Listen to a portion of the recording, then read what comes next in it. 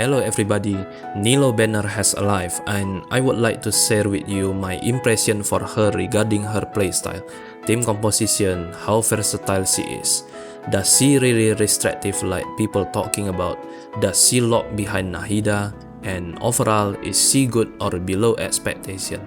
But before we move any further, let's take some time to smash the subscribe button and ring the bell to my channel if you like my content. This will help me a lot. If you have seen my other video for Nilou showcase in the Abyss, you maybe already have a general thought about how good Nilou is.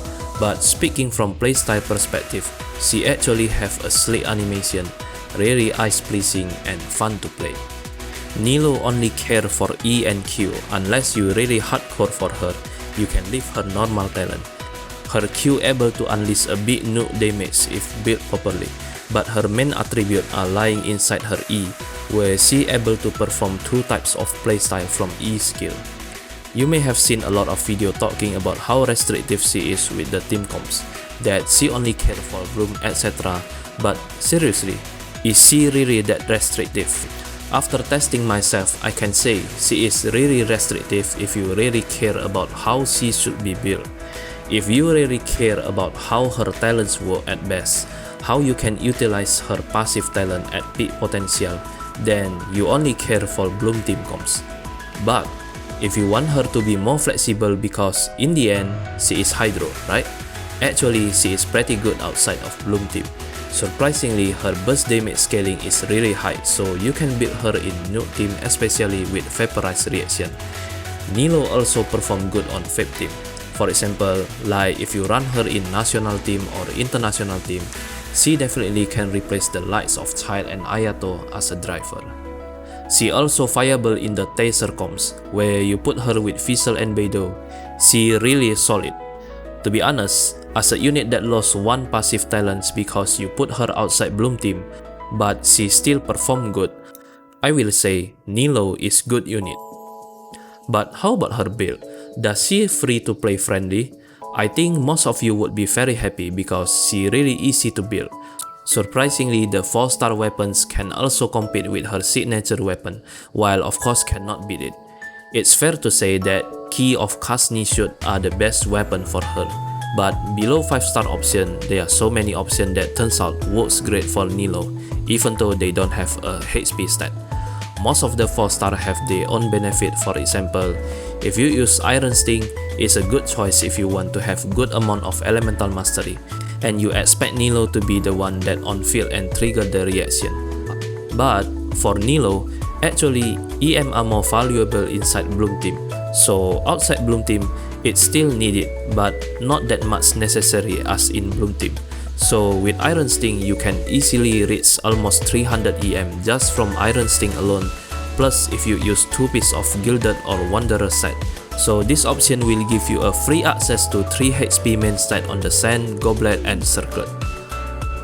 Favonius Sword is another good choice, especially if you care for her burst uptime, and besides, it helps the team with energy building. Fav is also a really good option if you use Nilou as support. The other weapon that really fit Nilou, and actually I personally really love the use, is Sacrificial. Why? Because with Sac, you actually can take benefit of applying both Nilou E, the Whirling Steps and Sword Dance all together. It's not just about the damage from both dance, but you benefit a lot from Hydro application, especially on Bloom team, which can help maintain the Bloom reaction.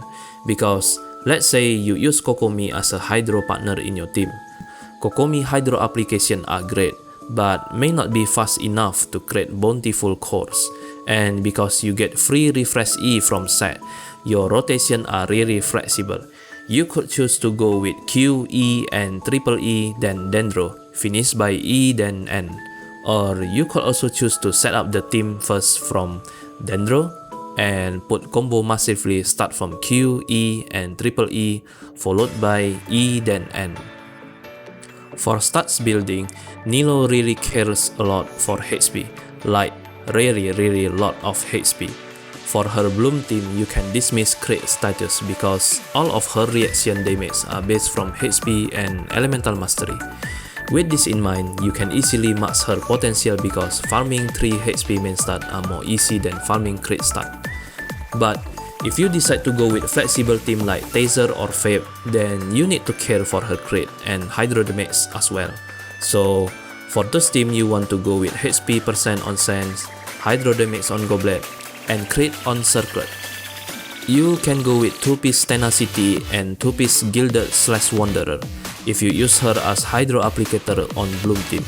You can use 2-piece Tenacity plus 2-piece Heart of Depth if you go with standard Taser or Vape team. Okay, so I want to clarify this section because it's really important.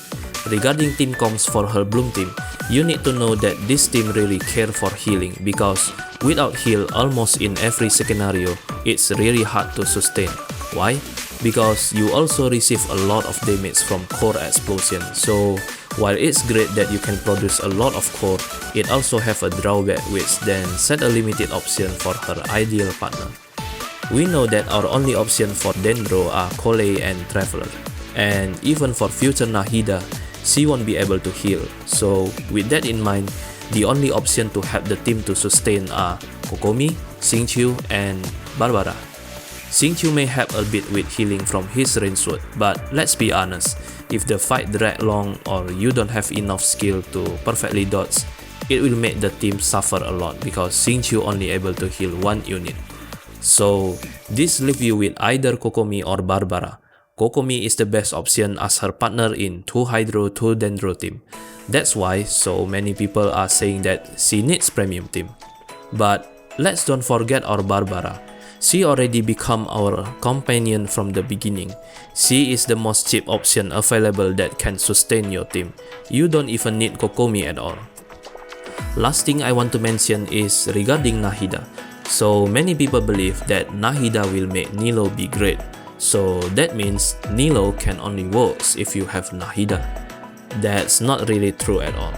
To be honest, Nahida is really something else. Nahida is not only to buff Nilou, but she actually will buff a lot of units with her great kits that we have known so far. But looking from Nilou perspective, I also need to say for now, putting Nilou with 3 Hydro 1 Dendro team comps won't do any good because Collei or Traveler Dendro application are not good enough to keep up with that massive amount of Hydro application. So the dream to run some option like Nilou Yelan Xingqiu Dendro or Nilou Kokomi Yelan/Xingqiu Dendro are not possible for now. The best way to run Nilou for now is 2 Dendro 2 Hydro in my opinion.